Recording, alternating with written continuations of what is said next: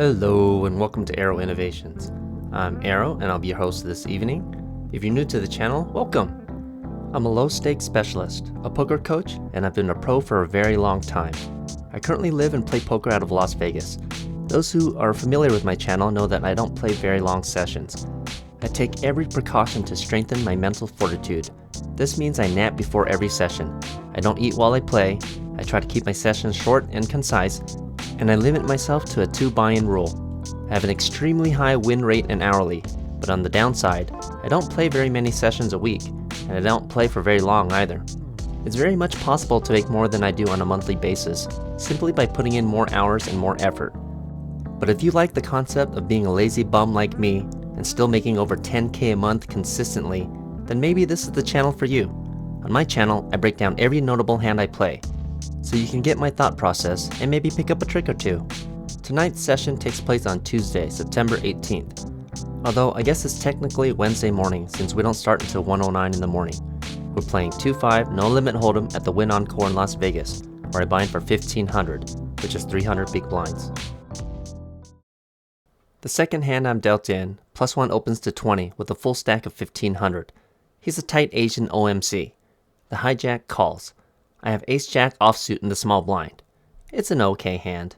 It's not great, but it's not terrible either. I mean, it's alright, The thing is, it's hard enough to flop a pair. But I don't want to be dominated by a hand like ace-queen in case of an ace-high flop. I also like to take advantage of tighter players because they're pretty straightforward. So here I 3-bet to 105. The +1 calls, but the hijack folds. We go heads up, out of position, to a flop of 7, 10, 5. On a rainbow flop like this, we don't have anything whatsoever. Normally, I would never c-bet air out of position on a 10-high flop. And most flops that I do c-bet on, in a heads-up situation, I normally only use a half pot size. But against a tight player, I'm going to deviate. This is why my playstyle is considered exploitative as opposed to GTO. Here, I lead with a very strong bet of 150. I can get hands like 8s and 9s to fold instantly, and even if my opponent had a hand like jacks, due to his deeper than normal buy-in, I can even get a hand like that to fold on future streets. Tight players will rarely ever want to get their whole stack in, or a big part of their stack in, with a mediocre pair, even if it's an overpair. My opponent thinks about his options here for a good long time, before eventually putting in the fold. Some of my students have asked me how to navigate around tight OMC type players. Well, here I implement the rock, paper, scissors strategy. Tight players are complete rocks, so here I execute the paper-thin bluff strategy to take advantage of that. By being rocks, they open themselves up to being bluffed quite often and quite regularly. A half hour later, under the gun opens to 20 with a stack of about 1K. I call in the +1 with pocket 4s. Everyone else folds. So we go heads up to a beautiful flop in the form of 7, 4, deuce with 2 hearts and 1 club. We flop middle set on a board that's not very coordinated, but it does have 2 hearts. My opponent checks. I generally don't give free cards. Here I want to keep in all of his random overcards and near dead draws. I also want to try to provoke him into making a mistake. So I throw out an abysmally small bet of $10. That's right, 10 doll hairs for his dead draw. It's an amazing price. Going out of business sale, today only. You want dead draws? I got dead draws. $10 only. My opponent decides he can't pass up my artificial sale, so he pays his $10 admission fee. The turn brings in a 9 of spades. This inconspicuous card doesn't otherwise do a whole lot and shouldn't be very worrisome. So when my opponent checks, I continue with another really small bet of 35. Suddenly, my opponent thinks this 9 is a good card for him to check raise, so he puts in a raise to 75. It's such a tiny, weak raise, I don't even know what to think of it. It's definitely not the type of raise a set would make, especially on a board that is now pretty considerably dynamic. I consider just calling because I think he has at most 1 pair, and I do have position, but I don't like giving cheap draws. My opponent could be semi-bluffing with a hand like 8-10, possibly even of the heart variety. If he has a heart draw that contains a 9, he's not folding for almost any price. I like to pile in the money when I'm ahead, especially against a check raise, which usually denotes a lot of strength. So with that in mind, I re-raise my opponent to a staggering 320. No more fooling around. This price point was set up nicely for a river jam. If my opponent had just come out betting strong right from the gate, then proceeded strong on the turn, some of the time I may just continue calling in position to trap him on the river, But against a check raise with so much perceived strength, I don't mind getting all of the beans in now. If my opponent had a hand like 7-9 suited, pocket 2s for bottom set, or even an overpair like pocket 10s, there's too many scare cards that could come on the river that would totally derail this pot. So I'd like to avoid all of that by giving him an opportunity to annihilate his stack right here and now if he's so inclined. Unfortunately, he does make the fold. It kinda sucks to flop a set and only profit $100, but you know what sucks even worse? Slow playing and losing with a flop set, especially one as small as a set of 4s. Bugger that! For this next hand, it's been 10 minutes since our last hand with a set of 4s. Here, I open to 15 in the low jack with ace-8 of spades. The cutoff 3 bets to 40. Everyone else folds. We don't have position, and we have an ace that can't make a straight with 2 cards. I'd much rather have a hand like ace-deuce to ace-5 suited here, but the price point is right. If our opponent had chosen a slightly larger price point like 60, I would have just folded. But for 25 more, I can continue for that, so I make the call. The flop comes 7, 9, 10, with 1 spade and 2 diamonds. Not bad, not bad. I can get jiggy with this flop. We flop an open-ender with an ace for an overcard as well as a backdoor flush draw. I start with a check, but I'm willing to call a pretty considerable bet here. Instead, our opponent checks the action back, which gives us a free card. The turn is as good as it gets. It's a jack, and not just any jack, but the jack of spades.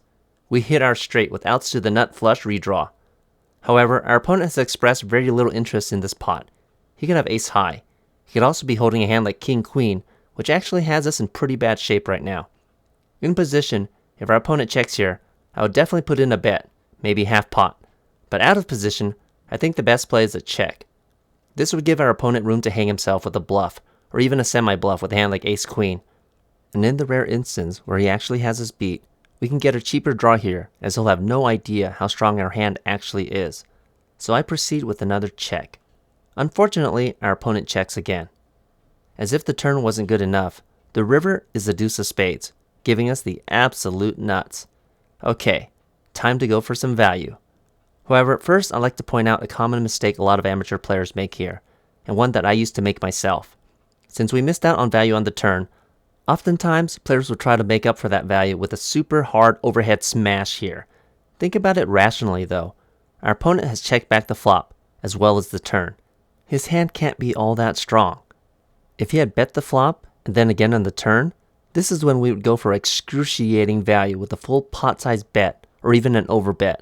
But since he didn't, we have to choose a more subtle, value bet type of size. There's a one-liner to a straight on board, and our opponent is most likely holding a one-pair type of hand, at best. So I carve out a bet of 50.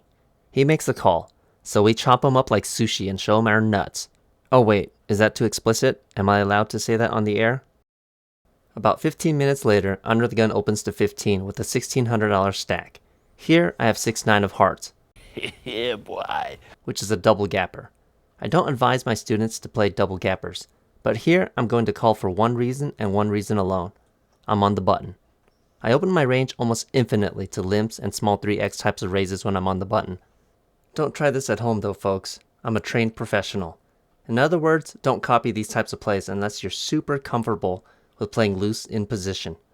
Here, the big blind calls as well, so we go three-handed in position to flop of 5, 3, 9 with 1 spade and 2 clubs.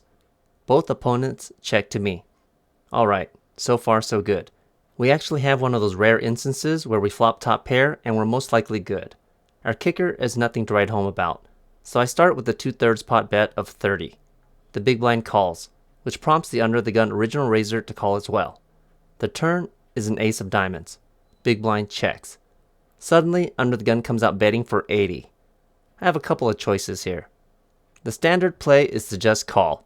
Hope and pray that the big blind isn't on a flush draw so that we have all clean 5 outs. If the big blind does tag along, we're demoted to only 4 outs since we can't hit the 6 of clubs. This also assumes that big blind doesn't currently have us beat with a hand like 9-10. Once we call here, there's a good chance the big blind will come along as well. So screw all that. I'm going to deviate from the standard and make an advanced play. There is almost no doubt in my mind that Under the Gun is holding an ace here and has us beat. With big blind calling the small flop bet, he could just have floated with 2 random overcards. I don't plan to bluff him off his ace because he's unlikely to fold to almost any raise I make right now. Or rather, I should clarify and say I don't plan to bluff him just quite yet. I put in a raise to 235. Big blind quickly folds, which was part of the plan of course, and under the gun makes the call. This was both expected. Off to a river, which is a 5 of clubs, completing the front door flush and pairing the board. Under the gun checks. Okay, so here, if he has a hand like the nut flush, he's not going anywhere. We're just going to run into a brick wall, as Mark Goon might say. However, I think a hand like the nut flush draw, most likely with 2 overcards to the flop, or potentially even a combo draw like ace 4 or ace deuce of clubs, will most likely c-bet on this board and try to take the pot down without needing to hit. So discounting the nut flush, I'm going to make a bet here that will get pretty much everything else to fold. I mean, that was the whole point of the raise on the turn.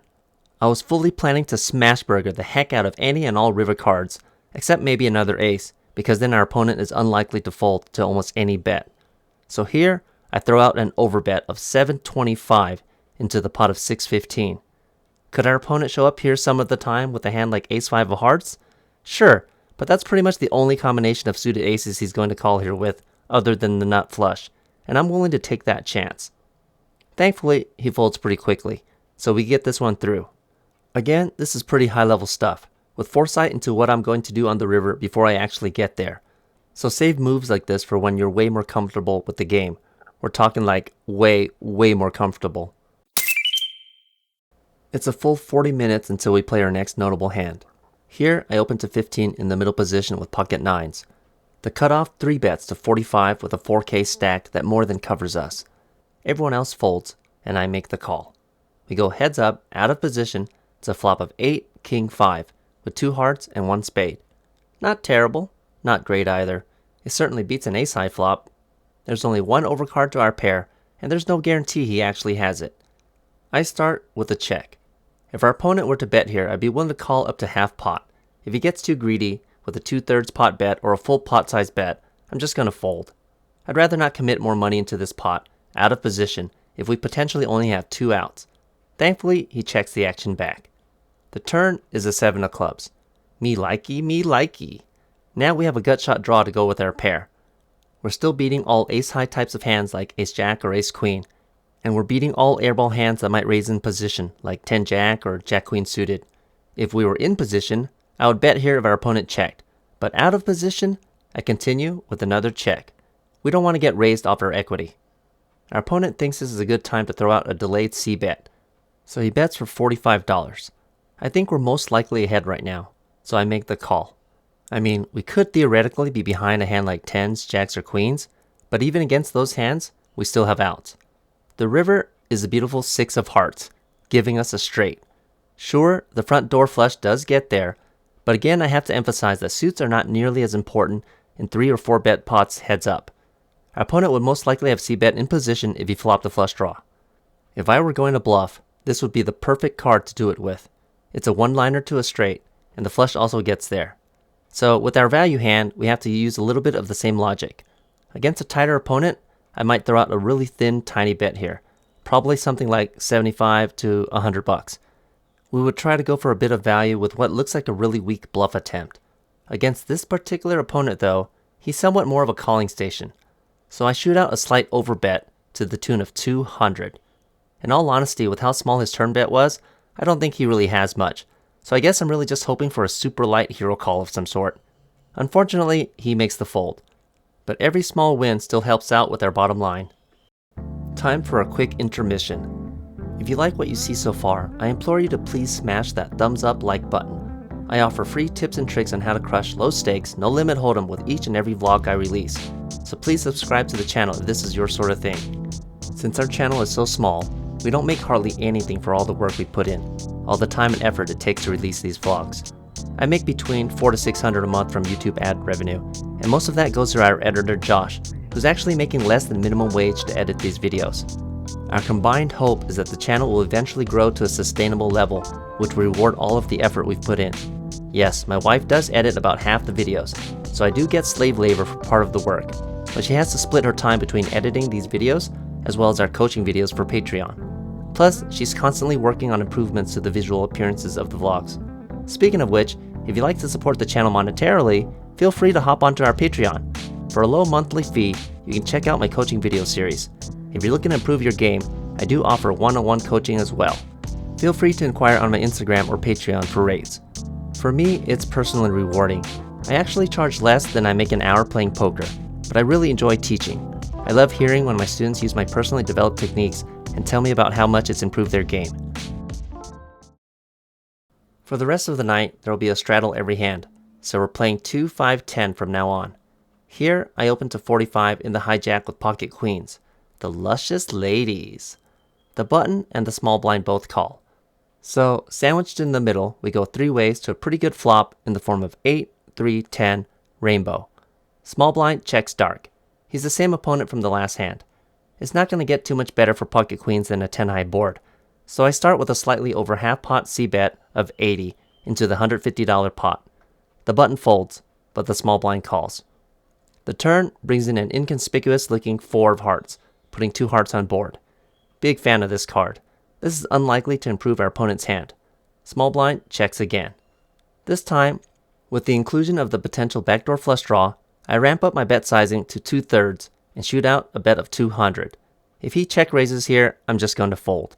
That will almost always be a set, especially from a calling station type of player. Thankfully, he just calls. So I think we're in pretty good standing right now. The river is an ace of spades.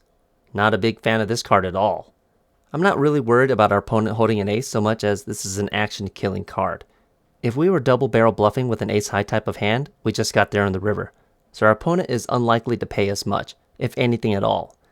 He's most likely holding a hand that contains an 8, or a 10, or a draw of some sort with a hand like 7-9 or Jack-9, potentially with hearts. None of those hands are going to pay when this river is an ace, and I don't want to value own myself in case he has a hand like Ace-10. So when our opponent checks this river, I just announce queens. He folds quickly without needing to see our hand, so technically I don't have to show, but I do so anyways to show we aren't pulling an angle. Here, +1 opens to 40 with a 2K stack. Everyone else folds. I look down at Jack-Queen of spades in the straddle, which is a much better than normal straddle hand. In position, I would 3-bet this hand, but out of position, it's good enough for a call considering our respective stacks, so that's what I do. The flop comes 9, 2, Jack, with 1 club and 2 diamonds. Not bad, not bad. We flop top pair with a backdoor straight draw.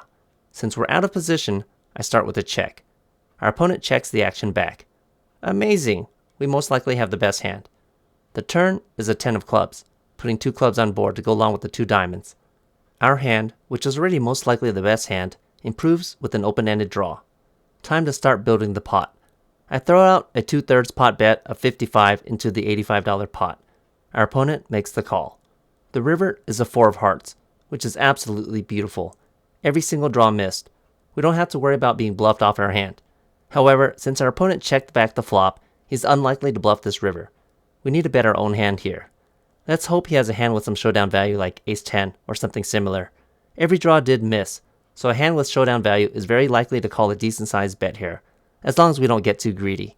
So I throw out another 2/3 bet of 125. Our opponent tanks for a while. Good. This means we chose a suitable sizing. Unfortunately, he eventually does make the fold.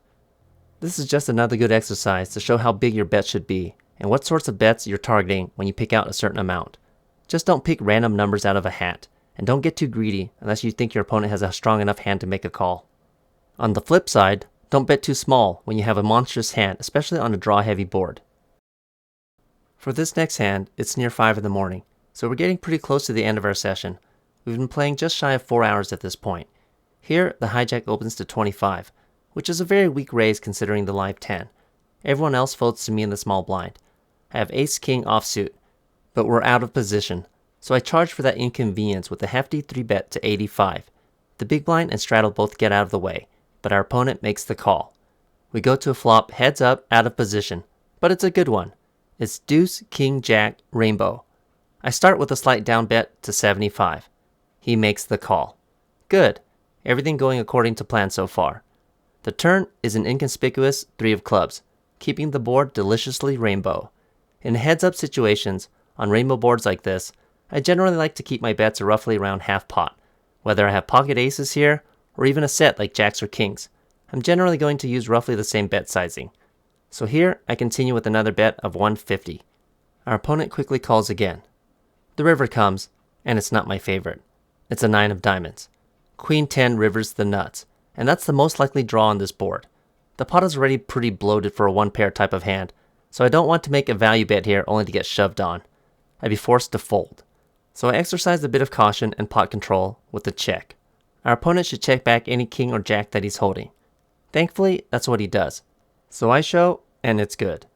Even if I were in position, I'd probably still check back this river. I'd probably only bet any river that's an 8 or below, avoiding all the Broadway cards.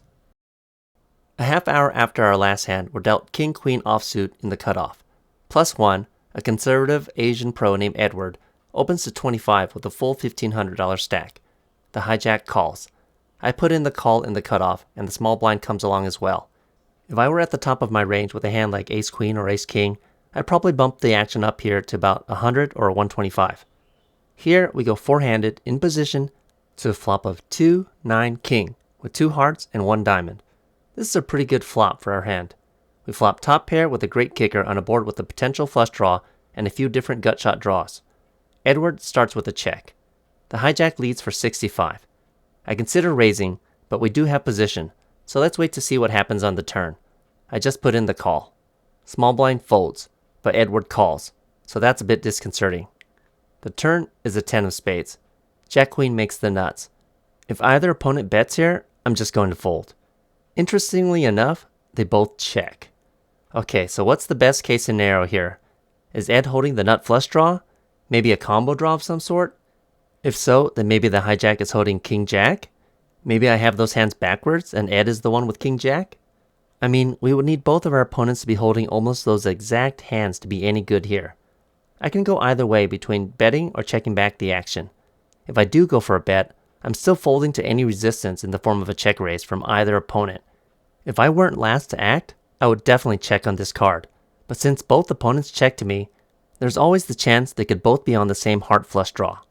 I can't go for too big of a bet here with only one pair in this type of board though. I mean, I'm already going to fold if one of them leads with a bet. Even against a hand like 2 pairs, we do have outs to improve though if the river is a jack or a queen. Eventually, I decided to get just a tiny bit greedy and throw out a tentative, non-committal bet of 165 into the pot of 310. Both opponents make the call, which bloats the pot up pretty substantially. The river comes, and it's my favorite. Oh yeah, it's a 4 of hearts, completing the front door, very obvious flush draw. Yeah, no, not actually my favorite. Ed proceeds with yet another check. The hijack throws out a pretty small bet considering the pot size, in the form of 350, leaving himself 450 behind. Even though that's only a 40% pot bet, it's just an easy fold for me. There's nothing to think about here. I'd have to be a complete sucker to make this call. Plus, we still have Ed behind. In this exact same situation, I hear some of my students make this call all the time. Stop thinking about your own 2 cards, guys. Think about what your opponents have to be holding leading up to this point. In this case, there isn't much to think about. I make the easy fold. Ed springs his trap and goes all in. The hijack makes the call. They both show a rivered flush, but Ed comes out with the higher flush with king 10 of hearts and scoops the pot. Damn it, Ed. You squeezed an extra 165 out of me with that conservative play on the turn. Next time, just lead and build your own pot, buddy. You jerk. 30 minutes later, we play our last hand of the night. Here, +1 opens to 35. I 3-bet to 90 with ace-king offsuit in the cutoff. Everyone else folds, but the +1 makes the call. The flop comes 8, 7, king, rainbow. Delicious. We flop top pair with top kicker on a rainbow board. We're only realistically losing to 7-8 suited or a set here. Our opponent checks. I start with a down bet to 75. Our opponent calls. The turn is a good one. It's an 8 of hearts, keeping the board beautifully rainbow. This greatly reduces the odds our opponent flopped a set or 2 pairs. This hand is going to look a whole lot like the last time we had ace-king on a king-high board. When an opponent checks the turn, I throw out another bet of 150, exactly as I did the last time. Again, our opponent makes the call, leaving himself 675 behind. We go to river, and it's a 3 of hearts. Our opponent checks for a 3rd time. Either he missed his draw with a hand like 9-10 suited, or he has a king and he's never folding this river. I could target his whole stack if the run out had been different, like 3-3 or something, but he might have some concern I could have hit that 8 on the turn. So instead, I continue with another half-pot bet of 300. Unlike the run out with the 9 on the river the last time we had ace-king on the king-high board, this run out is much safer. We can go for 3 streets of value on a run out like this. Unfortunately, our opponent folds, but we still scoop up a nice sized pot to end the night. In for 1500 and out for 2817 for a profit of $1,317 after 4 hours and 44 minutes of playtime. This was a pretty good session. No big hiccups. I only lost one considerable hand when Ed had king 10 of hearts against my king queen, but only one sizable loss after nearly 5 hours of playing is pretty damn acceptable, all things considered. This is a pretty standard session for me. Some of the trolls have asked why I never post a losing session. I mean, I do post losing sessions, but when I have over an 80% win ratio in the 2-5, I don't know what you expect from me. I admitted to having lost 11k in October, 9k from playing 5-10, and 2k from playing a super wild 5-5 game at the Resorts World one night, where I got aces cracked twice in less than an hour. When the vlogs slowly catch up to October, you guys might get to see that.